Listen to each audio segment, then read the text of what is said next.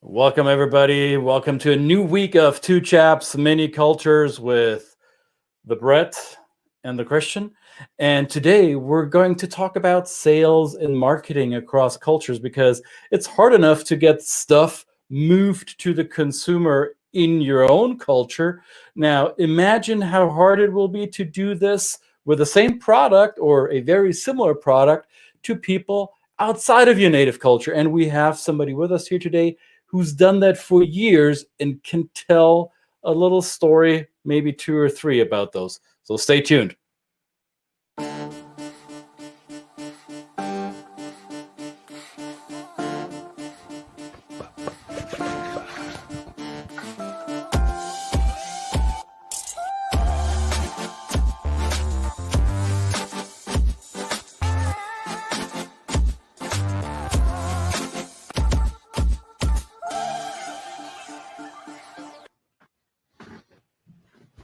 Hello, world. How are you, Mike? I'm doing fantastic. Absolutely just wonderful and peachy today. Welcome to the show of the culture of business and the business of culture. This is Two Chaps Mini Cultures episode number 131.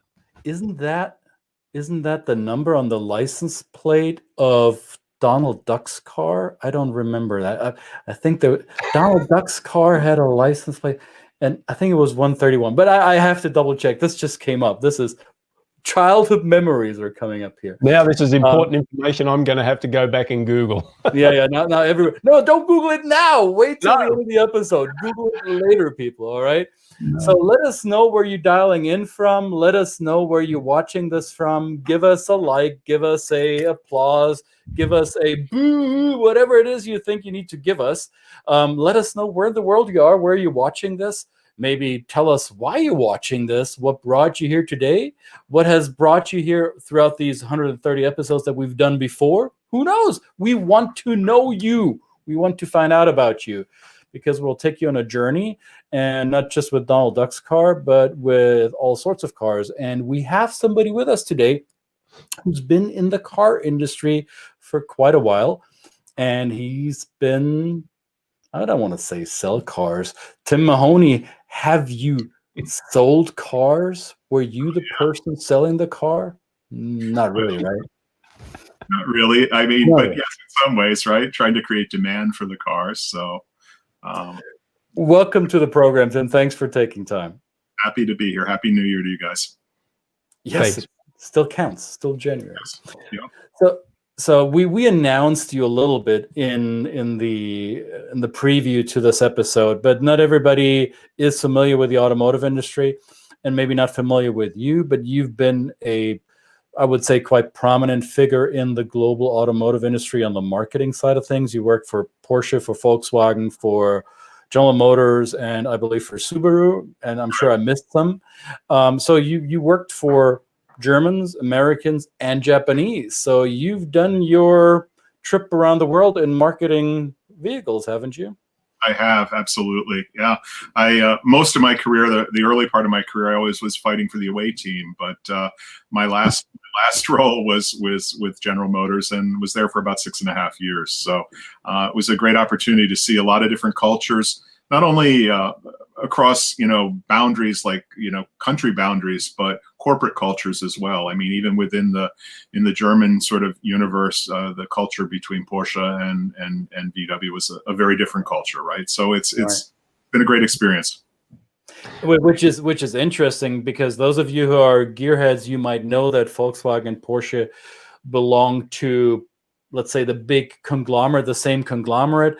Some might even argue they were founded by the same, not person, but the same engineering idea, right? The Ferry Porsche, who both designed the Beetle and the 911 and I think the 356 too, right? He designed the Porsche 3. So, but one based in central northern Germany, Wolfsburg, Volkswagen, and one in the southwest in Stuttgart, Porsche. Two different corporate identities, two different consumer types, one would argue, correct? Absolutely. Yeah, and it's interesting. When I was with Porsche, I went there in '99 to launch the Cayenne. and for a lot of people that was brand heresy, right? Here's a sports car brand that is launching a crossover SUV, whatever you prefer to call it. But it was a really, really exciting time to be with the brand, and see those sort of differences. So I spent a lot of time, I sort of view Stuttgart as sort of a home away from home. Spent less time in Wolfsburg, fortunately, because it's kind of, I won't say a wasteland, but it's in the middle of nowhere for sure. And in fact, that was in some cases by design when they built. You mean in Helmstedt, or what do people call Wolfsburg who don't like it? It's they call it by the village that used to be there. What was it? That very well could be. I know what you're talking about, right? Because it didn't really exist until the 30s, maybe probably early 30s. Yeah. But it's an interesting place. I often would stay in Berlin and take the train, actually. So, well, I'm not more culture in the capital. So you just hinted at something. So Porsche, ever since the 1950s, known as one of the probably top three iconic sports car manufacturers. And when I say top three, I'm going to include Ferrari, and maybe we can think of a third one. But Ferrari and Porsche, probably the top two brands that people think of when we're talking sports cars. Everybody in the U.S. remembers James Dean dying in a Porsche that he drove too fast. So that is an icon, right? So, and then they came out with an SUV, and you were there to help launch that. What were from a marketing perspective, what were some of the challenges that you experienced there, and how did German culture flare up for you in that incident? So, as a student, I lived in Germany, and I studied in Austria, and I thought I understood the culture. What I didn't understand was the business culture, right? Living in a country as a student and being there for over a year, you get a really good sense of it. But the business culture was very, very kind of a different experience. Mm. And I went there was recruited to go in '99. I was with Subaru before, and went there really to launch the Cayenne for them. And the reaction, of course, at the time was a lot of skepticism. I would say maybe other than Mercedes with M-Class and maybe X5 was around the same. Porsche was one of the earlier sort of innovators of moving into that space. But I think what allowed them to do it successfully is that the vehicle itself, even though it was something kind of different from what they had been marketing for probably the 40 years before that, was that it stayed really true to the values of the brand. And what I mean by that is, if you ask Porsche, and perhaps they've changed it since I've been gone, but I don't think so, because when I look at the products, they still embody all that. It really is about great design. It's about great performance. And it's about a level of exclusivity, right? The vehicles at the price point that they're at are really not for everybody, right? And so when you think about launching a Cayenne, could it have the performance that you'd come to expect of a Porsche? Could it have the design?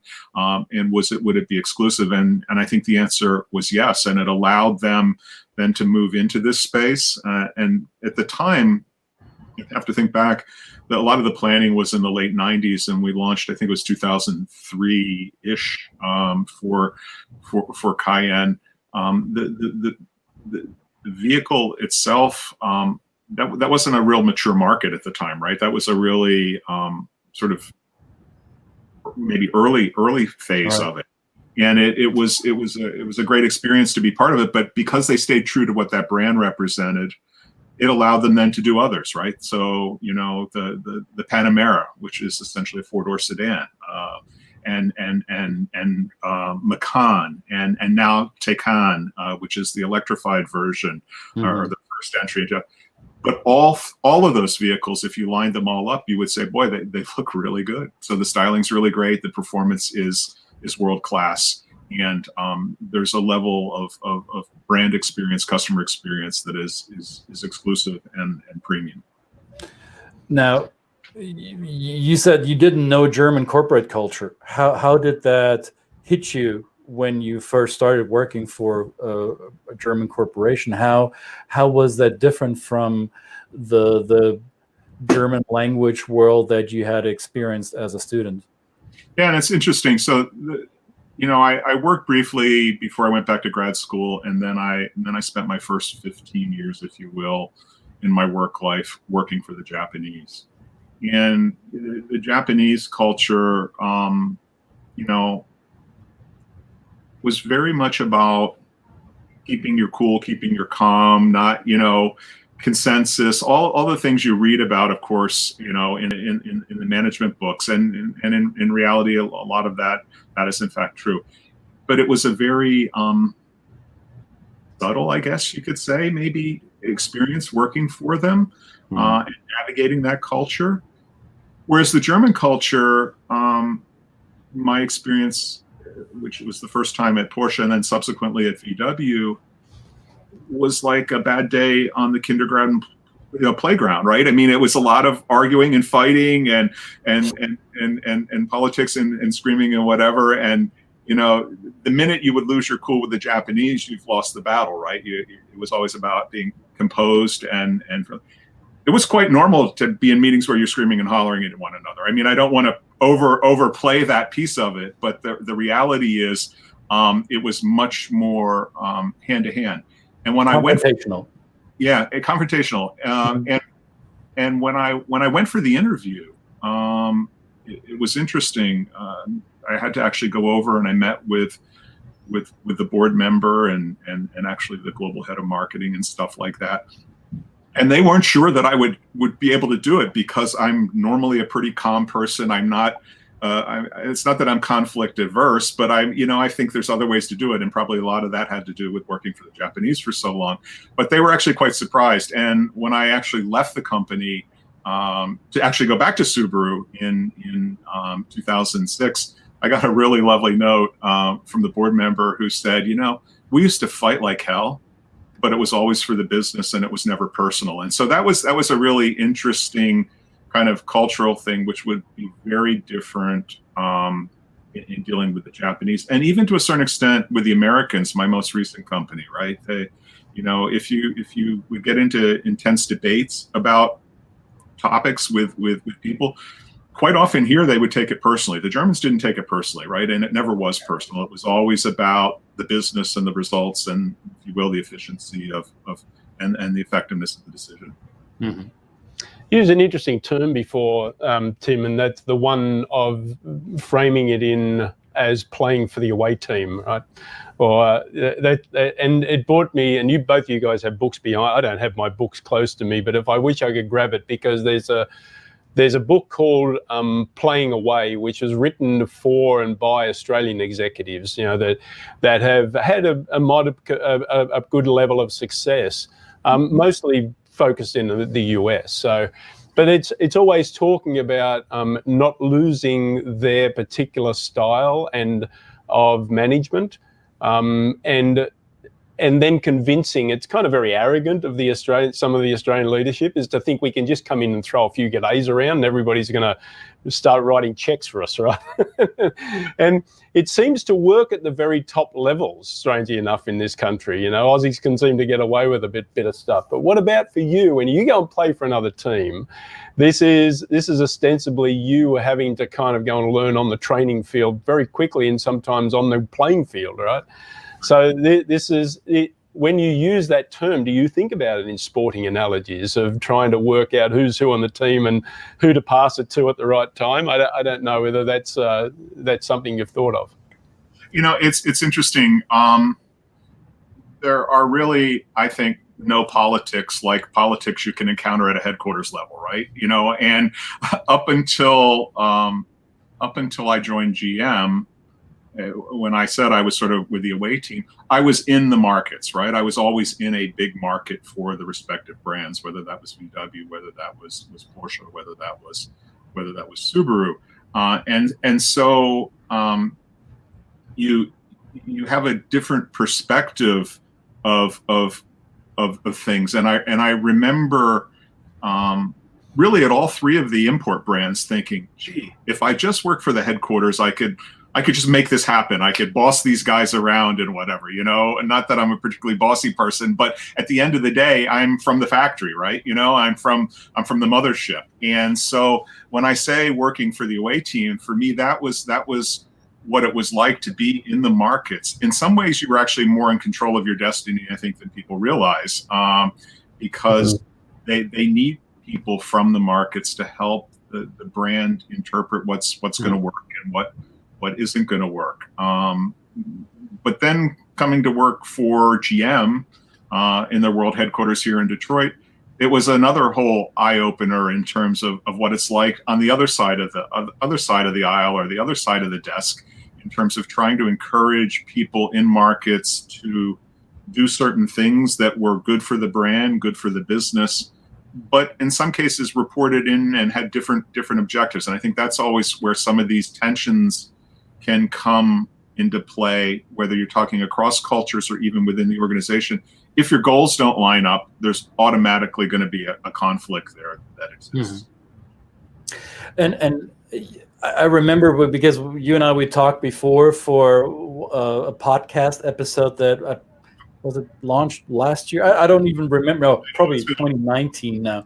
But what you just said reminds me of a story you told me about how you made a decision for the Japanese brand for marketing in the US, which Japanese leadership was a little bit concerned about, that you would tell that story about the vehicle, right? And that was the Subaru story that I'm going to let you tell the story, because you're much better at this than I am, where your Japanese superior thought, ooh, that doesn't make us look good, but it's going to serve the US market and maybe we should let him run with it. So tell us about that. Yeah, sure. And I think the story you're referring to is when I returned to Subaru in 2006 from Porsche. We 1 year later, we were in this transition phase of launching a new platform for the brand here. And it was built around the customers feeling that they had for Subaru, which is they love it. It's interesting. If you talk to a Porsche owner or even a BMW, probably Mercedes, how do you like your car? They're going to tell you they love it, right? You talk to a Toyota buyer or a Honda buyer, oh, it's really dependable, it's nice, and it gets good gas mileage and whatever. But in the case of Subaru, people were always talking about, I love the car, and so there was really a higher level of emotion and a higher level of passion. And so we rolled out, in that sort of initial campaign, a body of work that had 3 commercials. And 2 of them were fine. I mean, in the end of the day, they were actually all fine, but got a very sort of odd reaction from our CEO when I shared it with him. And we were close. I mean, I think that's the other thing. Relationships matter, right? And building relationships with your colleagues, and if you're in an international company, with your peers on the other side of the world, is really important. So there was a trust level there, but I couldn't figure out what the deal was. And the commercial, and all of the commercials that we used to launch the campaign, were based on real things, real stories, if you will. And the one you're speaking of specifically is this place, and I should look, I'm almost positive it's in Wisconsin. It's either Minnesota or Wisconsin, but it's called Subaru Heaven. And it's where people that own Subarus take it's like a cemetery, right? It's where you take your Subaru to die. And we were launching the new Forester, and it was a younger guy, kind of millennial type, if you will. And his buddy was following behind him in his new Subaru, and they were taking this thing off to the great Subaru beyond. And the spot was super good. Made the point about the customer's loyalty to the brand and the commitment and the care they had and how they really loved it and stuff like that. So that was all good. So I had to ask the guy, our chairman, like I said, is a really good friend. I said, what's the deal? And he said, well, it kind of triggers us.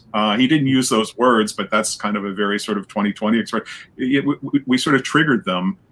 And the reason was, during the war, when it was apparent that Japan was losing the war, there wasn't enough food, and so a lot of the older people basically starved or committed suicide so that the younger ones could survive. And so this notion of driving up on a mountain, and the one story he told me about was this place where the old people go and they just jump off, not a cliff, but basically a cliff, right? Yeah. So that there was more for that larger community. And so, yeah, that was a kind of interesting one.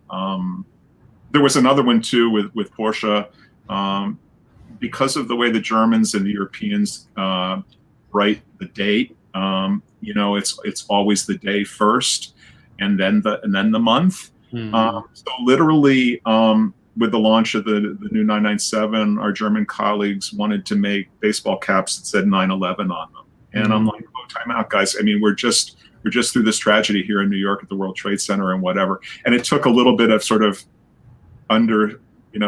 maneuvering around to kind of convince them. But I think at the end of the day, it came down to talking and communicating. And I've had these conversations with expatriates from Germany that come to the US. They're still confused about 9/11 because they also learn, or maybe have read, that, well, the phone number for emergency services in the US is 911. So they equate that with the type of the car and the date, and they say, what's the big deal? You call 911 if you have an emergency. No, you call 911. You don't call 911. Right. And those nuances are often lost on people when they first cross cultures, right? So I would suspect that in your career, where you were crossing cultural lines multiple times, that you over time became kind of a translator, interpreter, a cultural interpreter for the companies that you worked for. Would that be a fair assessment? Yeah, I think it's fair. I think you have to be a good observer, right? You have to listen in sort of the relationship of what God gave us, which is 2 ears and 2 eyes and only one mouth, right? So you have to listen, you have to look, and maybe talk a little bit less, and on top of it, from a relationship standpoint, you need people along the way with a level of trust and mutual respect to kind of help you from stepping into cultural landmines, if you will. Was that hard for you to be accepted in your role? I mean, you were in the leadership position. You were, I guess, chief marketing officer or an equivalent of that role for many of these global brands. So decision making was largely on your desk, whether the concept for advertising a product would go this direction or that direction. So you were in charge to varying degrees, but oftentimes I would argue the buck stopped with you, especially when it came to the marketing and advertising part of it. Was it hard for you to get the acceptance from your Japanese colleagues or from your German colleagues? And if so, how long did it take you to overcome those pushbacks? Yeah, I mean, the short answer is no, it wasn't too hard, because I think I made an attempt to connect on a sort of very human level with these folks and make it clear that we're there to move the business forward and make the brand stronger, right? I think when people realize that you're just trying to do the right thing, it makes it a lot easier, rather than if, say, you're out there to promote your own personal brand, which a lot of quote unquote rock star CMOs try to do, right? It's all about how much press they can get and stuff like that. So we're not naming any names here, right? No, okay. No, I'm not. No CMO shaming. Yeah, exactly. But I had really good and profound relationships, and it's funny, sort of back to the German example, the marketing director at the time at Porsche centrally in Stuttgart, he and I fought like dogs. And I think the other markets in some ways kind of enjoyed it. It was like sport, right? But at the end of the day, we're still friends, and I'm still, I'm in touch with him. And when I was with GM, and he went on to be global CMO for Jaguar Land Rover, and so I was in UK, and I invited him to Manchester, even though he doesn't really like EPL, but we had fun a couple of years ago. So the relationship piece is really important, and I think when you look into another culture. This was something which I believe, so he didn't necessarily have to tell me, but it crystallized the idea that when you look at another culture, it's not good or bad, it's just different. And you have to try and understand why it's different, and why it may not necessarily align with your value systems or how you see problems or whatever. But at the end of the day, that's what makes things interesting, right? If you can observe that and operate in it and move forward. Now, Brett and I, we did an episode last week, right, Brett, about cars and cultural identities. Brett, remind us what were we talking about? Yeah, it was browsing, and it's back in episode 123, not that long ago, just the week before last, and it was after I had accidentally stumbled across a mini series where a particular celebrity and had gone to Germany and Italy and France and driven a set of cars, and I guess maybe not intentionally, but intentionally gave us a lesson in culture, in how those cars reflected the values and basically the heart and soul of the countries where they were designed in. 3 countries that are ostensibly neighbors to each other, right? They're very, very close. But, for those of us that have driven across those borders, we know they're very different. And so I thought that was a fascinating thing. So we did that episode just to reflect on our observations of that. Now, you've lived it, Tim, so it's an interesting thing for me to hear what your perspective would be. And also, just to add something I was thinking of before, do you think it's an advantage as an outsider to be able to make the home culture see the limits of their own observation or understanding of their own culture? That and to get beyond and think outside of the box of that particular lane, or let's call it in racing terms, car racing terms. Yeah. No, great. I mean, it's a great question, and yes, I think it. Having an outside perspective it eliminates some of the blind spots that the home market might have, right? We all have our own blind spots, and so if you're coming from a different place, you're obviously going to see things differently. But the only way that's of value is if you have the trust and confidence of the partner on the other side of the ocean, and sometimes that takes longer. Japanese for sure takes a long time, right? I mean, and the fact that I actually went back to a Japanese company is pretty unusual, right? Quite often, when you would leave, it's almost like you died, right? You don't even talk about that person anymore because they left us. But I was there 15 years and then for 5 more, so 20 in total. But it is.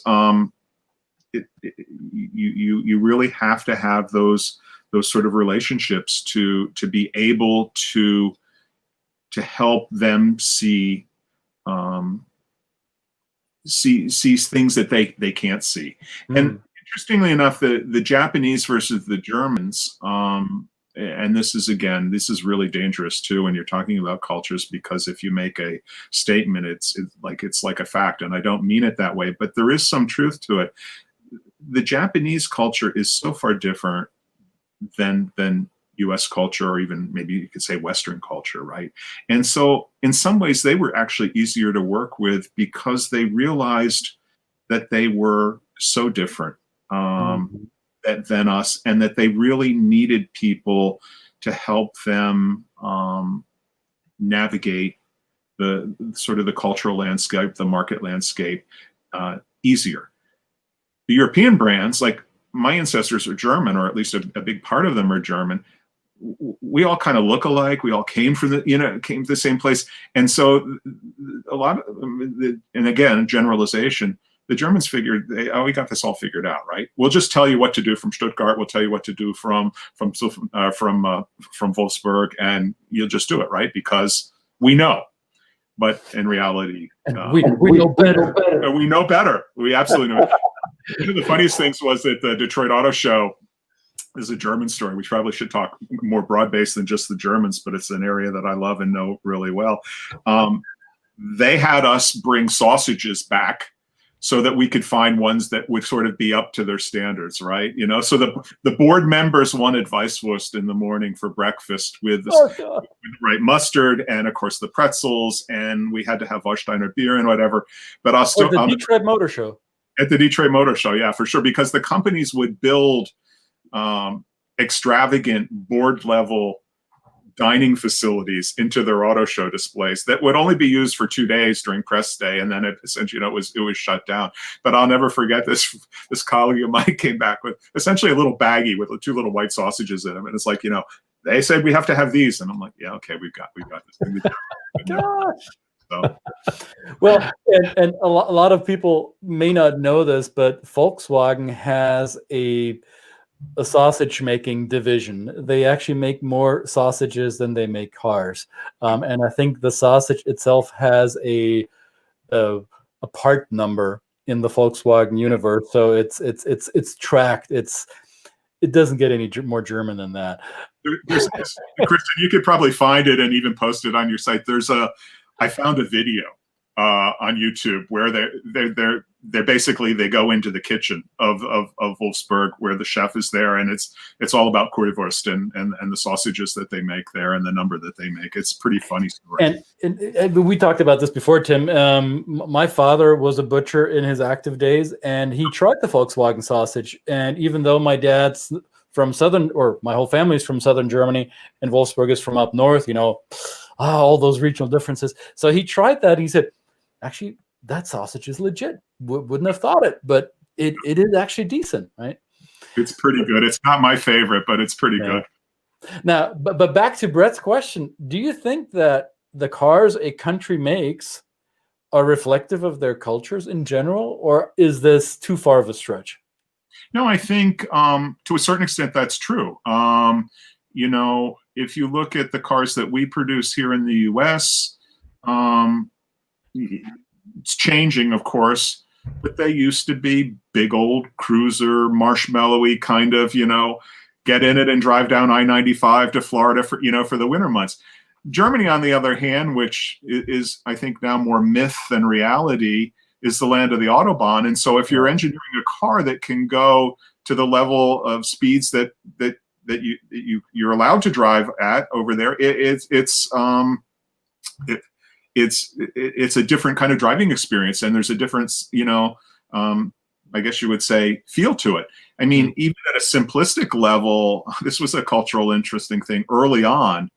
Trying to get the Germans to put cup holders in the car was like, I don't know what kind of comparison to make, but it was next to impossible, because the German attitude is, you're there to drive. You're not there to eat. You Americans have picnics in your car, and you've got Cheerios and goldfish crackers, and you should be paying attention to the road.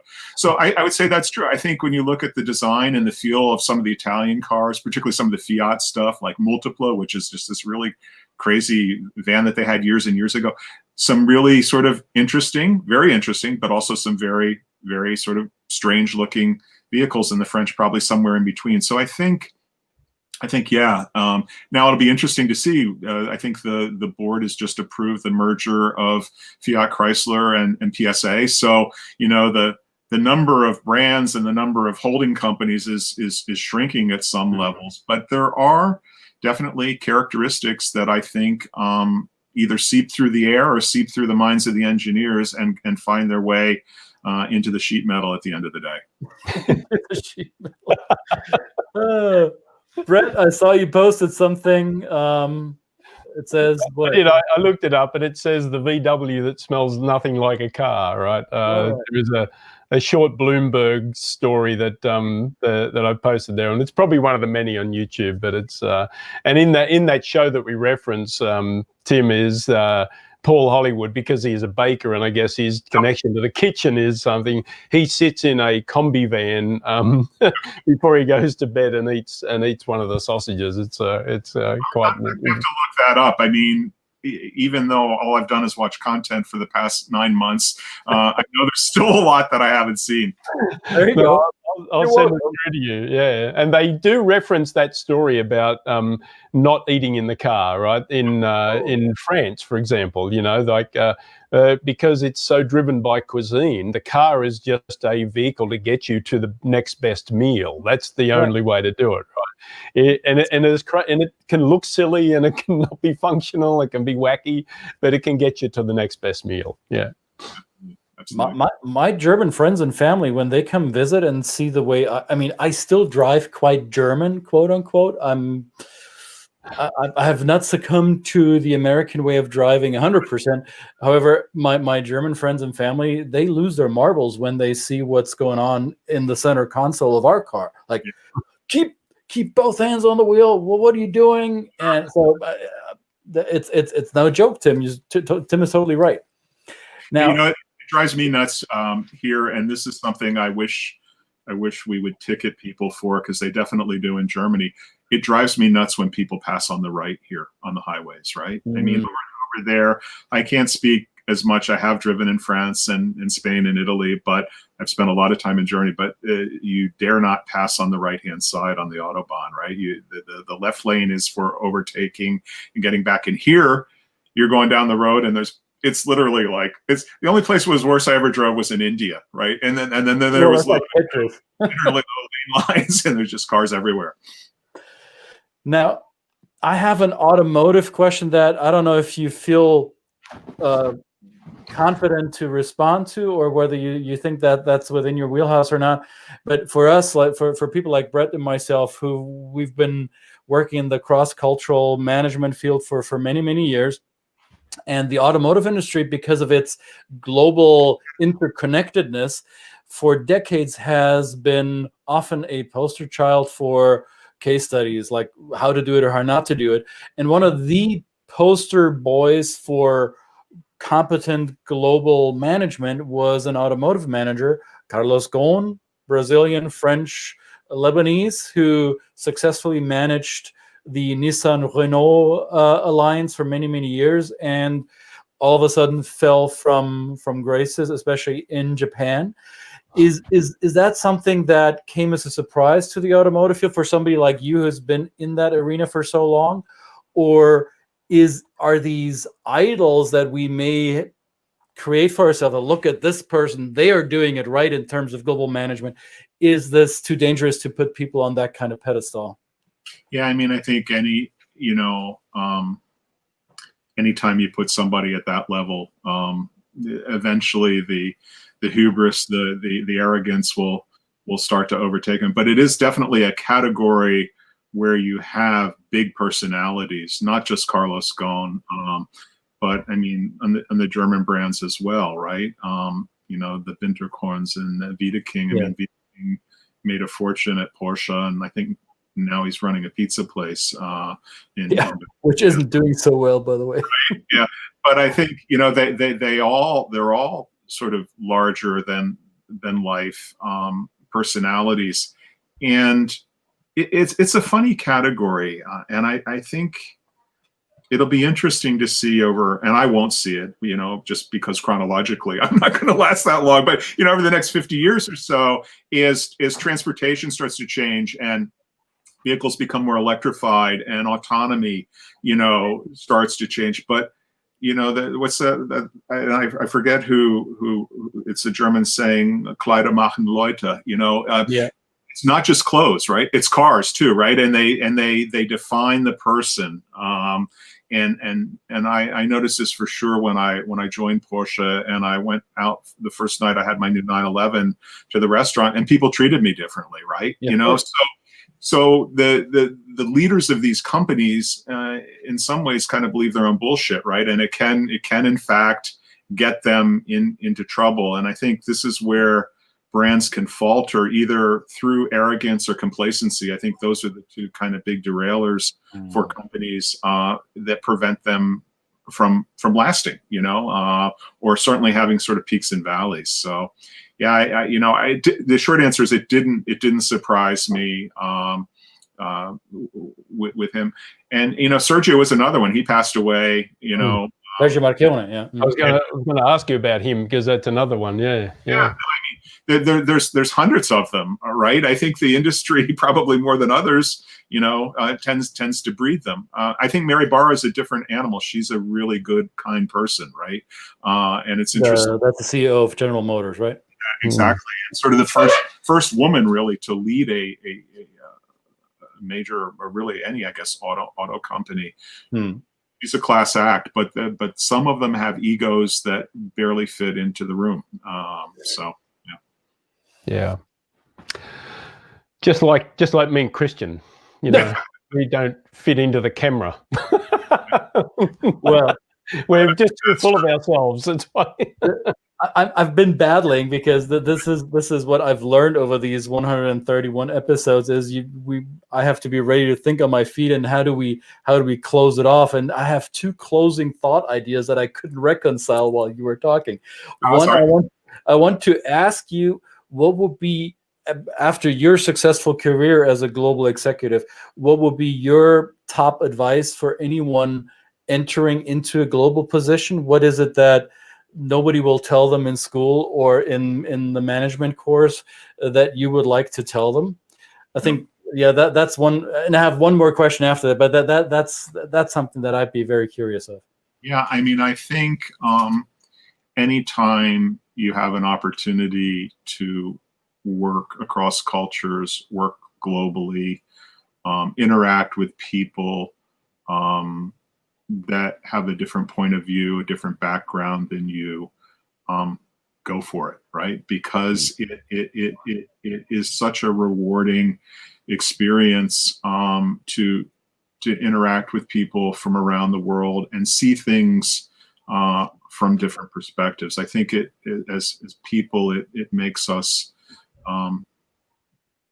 richer and bigger, and in some cases better. And I to my comment maybe earlier when we were talking just a few minutes ago, I do think it's important to listen and to look and not to talk too much, and because you can talk over or at people, or you can talk to people, and sometimes we tend to overlay our home culture prejudices and things, and yet it's really exciting actually to see a different point of view.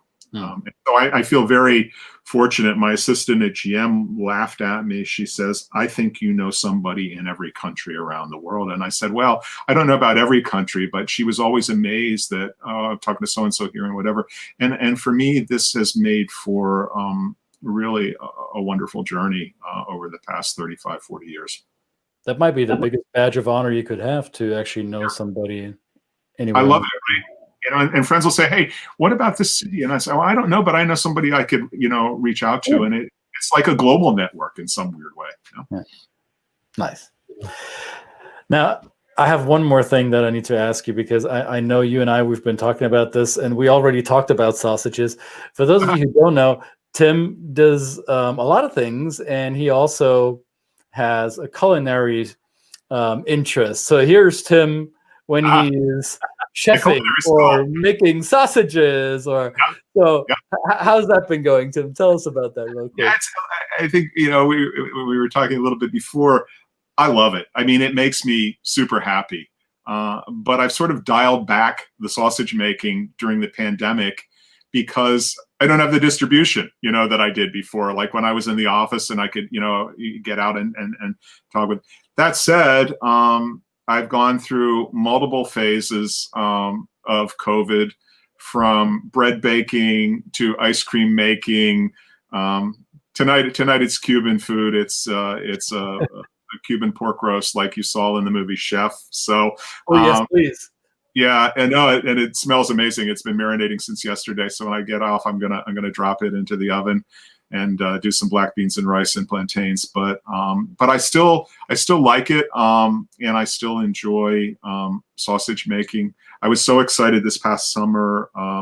A local beer hall opened in the market area of Detroit, and so I was a little bit like Norm on Cheers. I was there every Tuesday and Thursday, but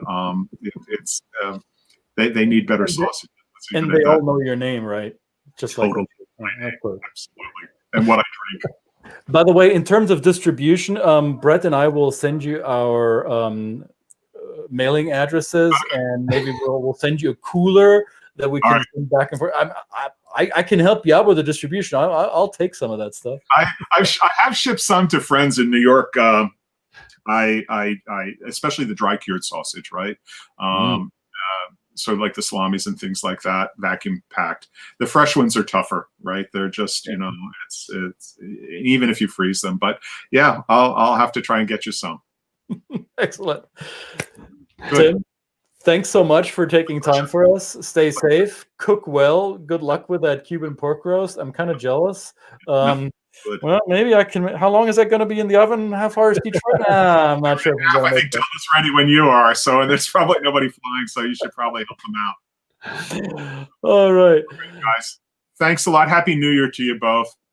Thank you, Tim, and congratulations on all your success over the last 35 and 40 years. There's probably, beside the people you've probably touched many others in your in the way that you've passed on your knowledge in this world, and I guess it'll be a much better world for it, the way you've managed and been and had your success. So that is worth mentioning in and of itself, and encouraging anybody that wants to go into a more global role. You do have an effect on people's lives, so that's great.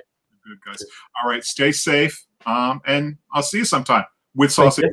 With sausage. Bye-bye. See y'all. See you again tomorrow.